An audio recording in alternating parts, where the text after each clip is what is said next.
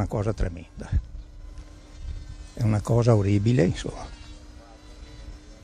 specialmente quando sono andato all'ospedale e ho visto mia sorella.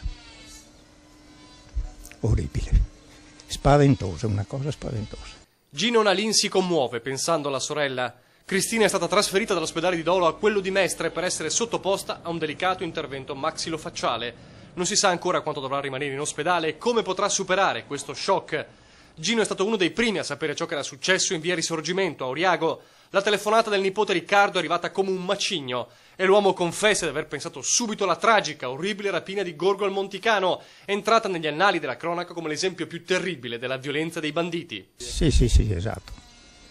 Io l'ho pensato subito e dopodiché ho detto va bene, gli avete dato i soldi, hanno rotto tutto, hanno rovinato tutto, ma insomma siete qua.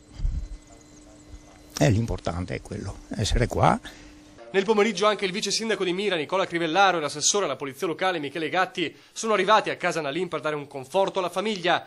Un conforto che però può essere concreto soltanto se i banditi verranno presi. Speriamo che a lungo termine, sarebbe meglio subito, perché la rabbia che si prova è grande.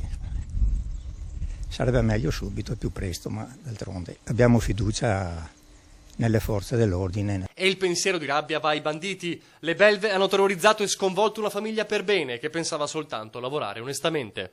Non hanno anima, non hanno niente, soltanto fanno a scopo soldi. Probabilmente gente drogata che non hanno scrupoli, no. E tutto qua, insomma, ecco.